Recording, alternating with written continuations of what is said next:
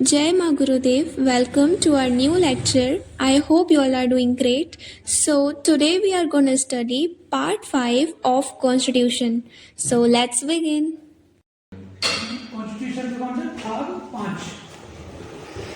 भाग 5 में क्या है? एक्ट 52(2)(1)(5)(1) अनुच्छेद 52 से लेके 151 तक है। ठीक है, इसमें जो अपन पहले पढ़ चुके हैं, ये जो संघ का प्रशासन होता है वो 3 भागों में बटा होता है ना। इसको अपने मुख्यतः 3 स्तंभ हैं संविधान के, लेकिन चौथा स्तंभ मीडिया को माना जाता है। लेकिन मूलतः हमारे कॉन्स्टिट्यूशन में, संविधान में 3 स्तंभ हैं। सबसे पहला आता हमारा विधायिका, जिसको हम मंत्रिपरिषद भी कह सकते हैं, है ना। मंत्रिपरिषद में कौन लोग आते हैं? 3 भाग हैं इसके। फर्स्ट राष्ट्रपति, है ना, फिर हमारी पार्लियामेंट के 2 भाग हो गए, राज्यसभा, लोकसभा। ठीक है, पीछे बना हुआ है पीछे से, ये पीछे ये बना हुआ है। ठीक है, आप इसको देख लेंगे, यहां से देखते चलो पीछे से। सेकंड हमारा कार्यपालिका, है ना। कार्यपालिका में क्या होता है? प्रेसिडेंट, राष्ट्रपति, मंत्रिपरिषद और अधिकारी एवं कर्मचारी, ये किसमें आते हैं? कार्यपालिका में। ठीक है, और तीसरा हमारा स्तंभ है न्यायपालिका। न्यायपालिका के अंतर्गत क्या आते हैं? हमारा supreme court, high court, district court, न्यायालय, है ना। इसमें न्यायालय हमारा स्वतंत्र है, क्योंकि हमारे विधायिका का कंट्रोल किस पे रहता है? कार्यपालिका पर। ठीक है, और इन दोनों पे, विधायिका और कार्यपालिका पे, दोनों का कंट्रोल किसका होता है? न्यायपालिका का। और न्यायपालिका पे किसी का कंट्रोल नहीं होता, किंतु न्यायपालिका किसके अकॉर्डिंग काम करती है? कॉन्स्टिट्यूशन के अकॉर्डिंग, है, मतलब संविधान के अकॉर्डिंग हमारी क्या काम करती है? न्यायपालिका। ठीक है, पीछे आएगा बनाना, ये बना हुआ। ठीक है, इसमें से जो हमारी मंत्रिपरिषद में विधायिका होती है, इसमें जो पर्सन जाते हैं वो चुन के जाते हैं, प्रत्यक्ष रूप से या अप्रत्यक्ष रूप से, डायरेक्टली एंड इनडायरेक्टली इलेक्शन, चुनाव के द्वारा। ठीक है, और जो हमारी कार्यपालिका है, इसमें एक कर्मचारी, मतलब एक फोर्थ कैटेगरी, 4th क्लास से लेके और 1st क्लास तक, मतलब एक चपरासी से लेके और IAS IPS तक, है ना, जिसको ग्रेड 1 कहते हैं। बाकी जो सभी जो नियुक्त होते हैं वो होते हैं प्रतियोगी परीक्षाओं के द्वारा, पढ़कर प्रतियोगी परीक्षाओं में उनके द्वारा चुनकर नियुक्त होते हैं। ठीक है, जिससे नौकरी तैयारी आप लोग कर रहे हैं। ठीक है, वही हमारी न्यायपालिका में भी क्या होते हैं? न्यायपालिका में जो जुडिशियल में जितने कर्मचारी होते हैं, मजिस्ट्रेट हो, कर्मचारी हो, वो सबका प्रतियोगी परीक्षाओं द्वारा नियुक्त होते हैं। ठीक है, ये अपन पहले समझ चुके हैं, दोबारा तो समझ। ठीक है, इसी में फिर अब आता अपना नीचे से लिखे एक्ट 52 to 56, अनुच्छेद 52 से 56 तक। इसमें क्या है? राष्ट्रपति। ठीक है, वैसे भी हमारे भारत का, हमारे देश का जो राष्ट्रपति का पद है वो गौरवमयी है। इनको कहा जाता है महामहिम। इनका डायरेक्ट राष्ट्रपति नहीं बोला, इनको बोला जाता है महामहिम राष्ट्रपति, क्योंकि गौरवशाली है। चूंकि कॉन्स्टिट्यूशन में हमारे जो राष्ट्रपति का जो पद सम्मान्य है, लेकिन इनकी जो लिमिटेशन है किसके लिए? पावर की। एक साथ ये भी कहा जाता है कि भारत में जो राष्ट्रपति का पद गौरवमयी है ना, सम्मानीय, किंतु नाम मात्र के शासक है। क्योंकि अधिकतर जो शक्ति, जो पावर होता है, वो लोकसभा में निहित होती है, लोकसभा में प्रधानमंत्री में नहीं होती। इसमें नीचे की निर्णय से लिखे आप, राष्ट्रपति की अवधारणा हमने कहां से ली है? राष्ट्रपति की अवधारणा कहां से ली? ब्रिटेन से, है ना। ब्रिटेन से हमने क्या लिया? पावर, शक्तियां किसकी? राष्ट्रपति की। और राष्ट्रपति का पद हमने कहां से लिया है? अमेरिका से। अमेरिका में जो राष्ट्रपति होता है USA में, वो पूरा पावरफुल होता है। तो हमने पद कहां से ले लिया, नाम कहां से ले लिया? अमेरिका से। लेकिन ब्रिटेन में जो प्रेसिडेंट होते हैं ना, प्रेसिडेंट के लिए पावर कम है, बट प्राइम मिनिस्टर के लिए पावर ज्यादा है। तो हमने जो पावर, शक्तियां कहां से ली है? ब्रिटेन से। ठीक है, नीचे की लाइन से लिखिए, राष्ट्रपति भारत का संवैधानिक प्रमुख होता है। जो भारत के राष्ट्रपति हैं वो संवैधानिक प्रमुख है।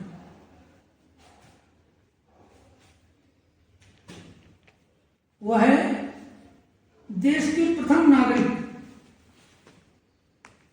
वह देश के प्रथम नागरिक और उनकी पत्नी देश की प्रथम महिला कहलाती है।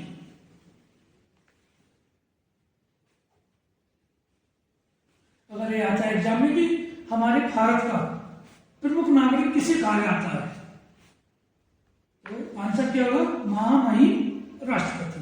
अगर ये आता है कि भारत की प्रथम महिला कौन कहलाती है, तो राष्ट्रपति की पत्नी बाई।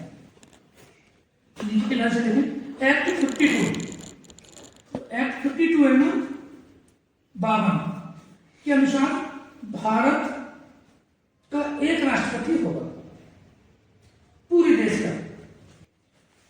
नीचे की लाइन से लिखें, एक्ट 58, एक्ट हमारे कॉन्स्टिट्यूशन का एक्ट 58 क्या कहता है कि राष्ट्रपति की निर्वाचन हेतु निम्न योग्यताएं होना चाहिए। अर्थात अगर भारत का कोई व्यक्ति राष्ट्रपति बन सकता है तो उसके लिए कुछ योग्यताएं हैं, कुछ शर्तें हैं, वो पूरी होना चाहिए। इसमें क्या है, नंबर 1, भारत का नागरिक हो, कौन हो, इंडियन सिटीजन, नंबर 1।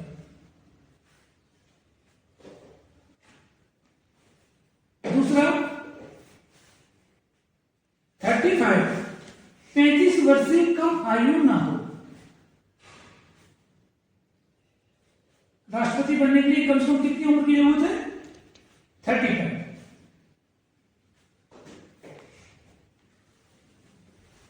इसके आगे ब्रैकेट में लिखना ना अधिकतम की सीमा नहीं, ब्रैकेट में लिखना ना अधिकतम की सीमा नहीं,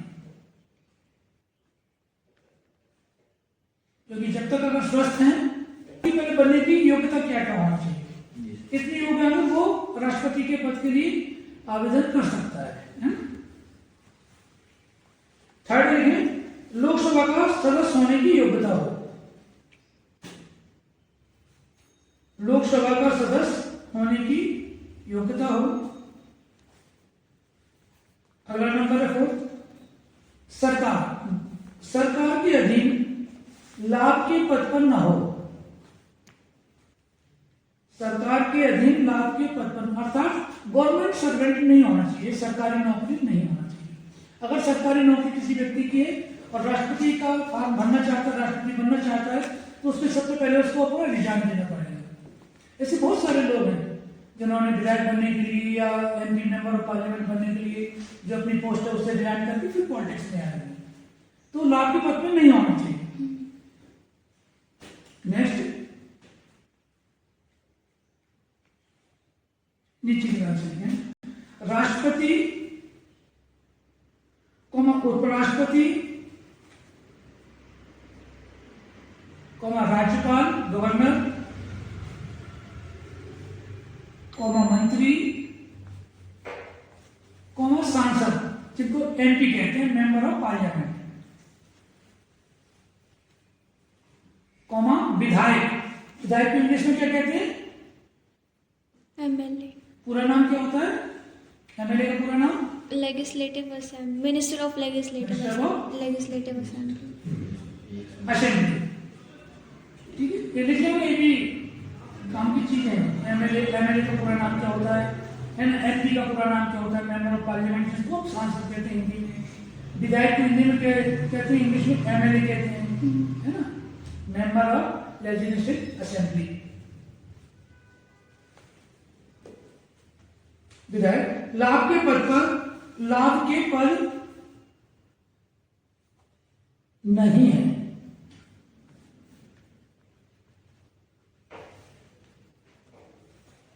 नेक्स्ट, नीचे की बात, राष्ट्रपति उम्मीदवार को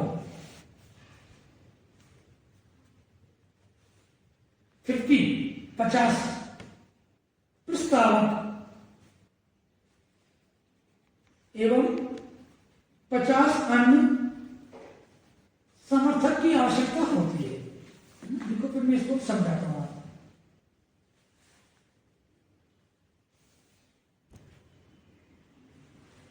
क्या होता है, जब राष्ट्रपति का आवेदन करने के लिए जाते हैं, फॉर्म भरने के लिए जाते हैं, तो प्रस्तावक को समझते हो,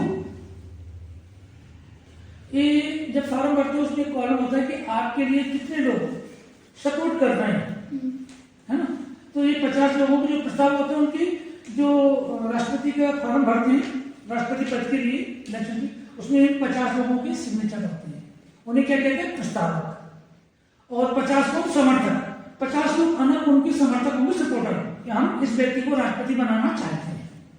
तो कम से कम इतने होना चाहिए। तो आप लोगों ने देखा है कि जब विधायक या कोई मंत्री ने कोई भी कैंडिडेट एमपी का, मेंबर पार्लियामेंट का या विधायक का फॉर्म भरने जाते हैं ना, तो बड़ी रैली निकलती है, बहुत सारे लोगों का वो रहती है, भीड़ जमावड़ा रहता है।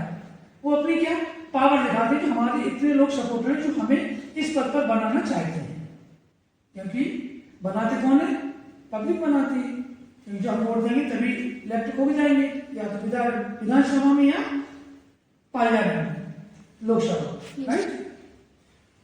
तो राष्ट्रपति के जो पद को आवेदन करने के लिए कितने होने चाहिए, अपने 50 प्रस्तावक, है ना, और 50 समर्थक, इतने कम से कम होना चाहिए।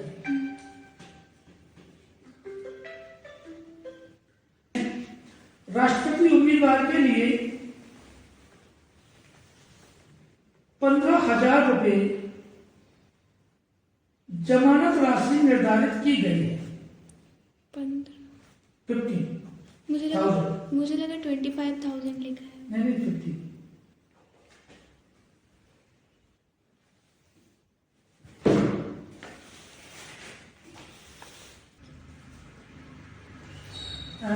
करोड़ 25 को 50 लिखी रहने दो, उसके आगे जो प्रेजेंट में 25 हो गई। ये 15,000 है ना, जमानत राशि पुरानी है, अभी वर्तमान में 25,000 करते हैं, वर्तमान में लिखना, वर्तमान में 25।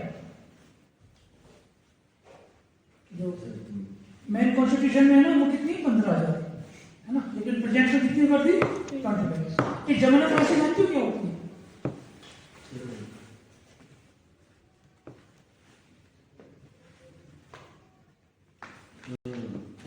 जल्दी बताओ फिर मैं बताता हूँ। जमानत राशि क्या होती है, आप ही बता दीजिए। क्या होता है, जब जैसे कोई व्यक्ति खड़ा होता है, ये पैसे जमा होते हैं, है ना, ये जमानत राशि फॉर्म के साथ में आपको जमा करनी होगी। जमा करने के बाद में फिर आप इलेक्शन में खड़े होंगे, तो मिनिमम कम से कम जितनी हमारी जनसंख्या है, पॉपुलेशन है इसकी, उस क्षेत्र की, उसमें से लगभग 10% वोट आना कंपलसरी है।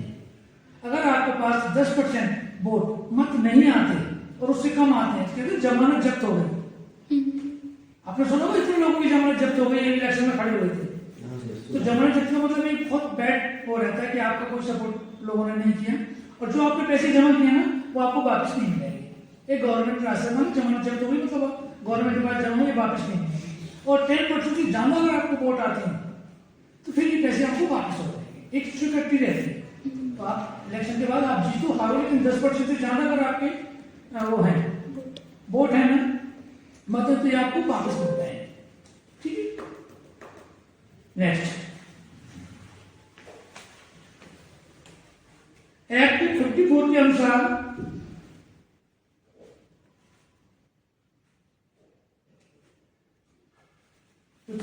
अनुसार राष्ट्रपति निर्वाचन मंडल में शामिल हैं।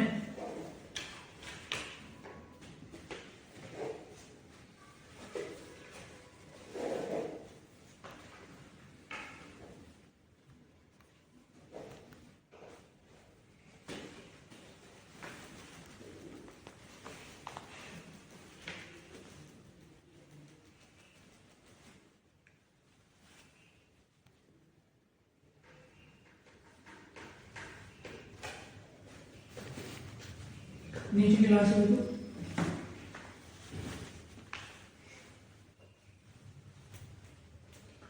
अब जो राष्ट्रपति का जो निर्वाचन होता है, चुनाव होता है, इसमें कौन कौन से लोग भाग लेते हैं, कौन वोट देते हैं? क्या राष्ट्रपति के लिए आप लोग वोट करते हैं? नहीं करते। क्यों नहीं करते? चुनाव के दौरान होता है, करते हो। हम इनडायरेक्ट